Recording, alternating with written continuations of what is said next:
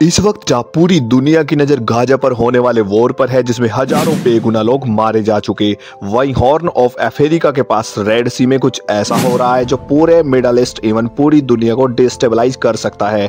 यमनी हौसियों ने इस वक्त दुनिया का सबसे ब्यूजी पॉइंट चौक कर दिया। पिछले 2 महीनों में 12 कंटेनर शिप्स को मिसाइल और ड्रोन से टारगेट किया गया, जिसकी वजह से ग्लोबल ट्रेड पूरी तरह से अफेक्ट हुआ है। इसी मूवमेंट के जवाब में अमेरिकन और ब्रिटिश नेवी ने जनवरी मंथ में हौसियों पर जबरदस्त बम टारगेट किए। इस बमबार्ड के जवाब में हौसी ग्रुप ने रेड सी से गुजरने वाले प्रत्येक कार्गो शिप्स पर ड्रोन और मिसाइल से अटैक किया है। अभी हाल ही में 18 फरवरी को हौसी ग्रुप ने एक ब्रिटिश शिप्स रूबीमार पर 2 एंटी शिप्स मिसाइल से अटैक किया, जिसके बाद सिचुएशन काफी क्रिटिकल हो चुकी है।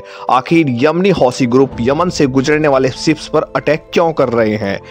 मेरा नाम है रिटगॉफ और स्वागत है आपका एक और नॉलेजेबल वीडियो में। 18 फरवरी के दिन हैंडीमैक्स साइज का एक रूबीमार नामी कार्गो शिप्स पर हौसियों ने जबरदस्त अटैक किया। रूबीमार शिप्स को जापान के कोबे ओनोमिची डॉकयार्ड ने 1997 में बनाकर तैयार किया था। रूबीमार नाम मिलने से पहले इसे 1997 में केन शिप, 2009 में चेथम द्वीप और 2020 तक इकारिया शिप कहा जाता था।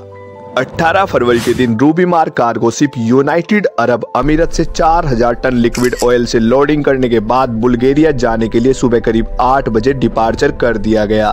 अभी सीवे को पार करते हुए रूबीमार शिप को यमन के बाब अल मंडेब को क्रॉस करते हुए सुइस कैनाल तक पहुंचना था, लेकिन सुइस कैनाल से पहले जैसे ही इसी बाब अल मंडेब को क्रॉस करते हुए रेड सी में पहुंचा, तभी यमनी हौसियों ने 2 एंटी शिप मिसाइल से रूबीमार को टारगेट करते हुए लॉन्च कर दी। अब इनमें से एक मिसाइल ने रूबीमार के फ्रंट पार्ट को टारगेट किया और बुरी तरह से डैमेज कर दिया, जबकि दूसरी मिसाइल का टारगेट मिस हो गया और वो समुद्र के अंदर दफन हो गई। अटैक होने के वक्त शिप के ऊपर 24 क्रूज मेंबर का ग्रुप था। अटैक होने के बाद अभी तक ये सभी बिल्कुल सेफ थे। अब जैसे ही ये न्यूज यूनाइटेड सेंट्रल को मिली, तभी यूनाइटेड स्टेट सेंट्रल कमांड ने अनाउंस किया कि हौसियों ने एक कार्गो शिप पर अटैक किया है।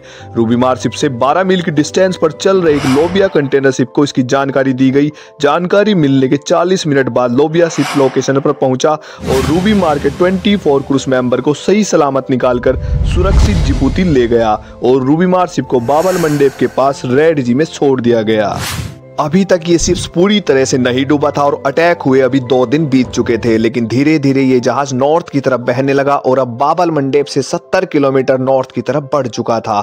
एंटी शिप मिसाइल अटैक के बाद कार्गो शिप के ऊपर लिक्विड ऑयल रिसाव का एक 29 किलोमीटर का पार्ट पानी के ऊपर तेल की परत से ढक चुका था, जिसे सेंट्रल कमांड ने इसे एटमॉस्फेयर के लिए हार्मफुल साबित कर दिया। जबकि यूनाइटेड स्टेट्स नेवी ने रूबीमार शिप को खिंचवाने में हेल्प करने की पेशकश की, लेकिन निकटतम पोर्ट ने विस्फोट के डर से जहाज को एक्सेप्ट करने से मना कर दिया। अमेरिकी नेवी कुछ और प्लान करती। इसके पहले हौसी चीफ कमांडर मोहम्मद अल हौसी ने कहा, जहाज को खींचने की अनुमति तभी मिलेगी जब गाजा पर हो रहे अटैक को पूरी तरह से रोक दिया जाएगा, और अगर ऐसा नहीं होता तो बाब अल मंडेब से गुजरने वाले प्रत्येक जहाज पर ऐसे ही अटैक किया जाएगा। रूबीमार शिप पर अटैक हुए अभी 11 दिन बीत चुके थे, जिसके बाद 29 फरवरी को ये कार्गो शिप समुद्र के अंदर पूरी तरह से दफन हो गया। असल में जब इसराइल ने गाजा पर अटैक किया तो यमनी हौसियों ने हमास के लिए फुल सपोर्ट अनाउंस की। अब क्योंकि गाजा यमन से तकरीबन 2000 किलोमीटर दूर है, इसके कारण हौसी डायरेक्टली इस वॉर का हिस्सा नहीं बन सकते थे। इसलिए नवंबर 2023 में यमनी हौसी ने अनाउंस किया कि वो रेड सी में यमन के पास से गुजरने वाले हर उस शिप पर अटैक करेंगे जो या तो इजराइल जा रहा हो या फिर इजराइल से आ रहा हो, और ये अटैक्स तब तक जारी रहेंगे जब तक इजराइल गाजा पर अटैक बंद नहीं कर देता। इन अटैक्स की वजह से ग्लोबल ट्रेड पूरी तरह से डिस्ट्रैक्ट हुआ है। इसकी वजह से ये रेड सी का एरिया हमारी ग्लोबल ट्रेडिंग के लिए बहुत ही ज़्यादा इंपॉर्टेंट है। पूरी दुनिया की 10% ऑयल और 7% नेचुरल गैस की सप्लाई रेड सी से होकर गुजरती है, और ये सारी गैस और ऑयल पर्शियन गल्फ कंट्री से स्ट्रेट ऑफ हॉर्मोस क्रॉस करके आती हैं। इवन गैस और ऑयल ही नहीं बल्कि एशिया और यूरोप का सारा ट्रेड इसी बाब अल मंडेब से होकर गुजरता है।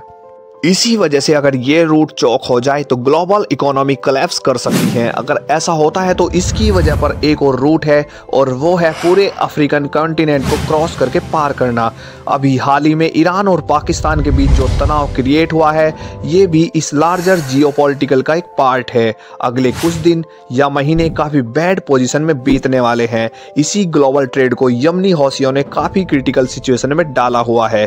उम्मीद है रिटगॉफ की ये वीडियो भी आप भरपूर लाइक, शेयर और सब्सक्राइब करेंगे। इतना सपोर्ट करने के लिए आपका दिल से शुक्रिया।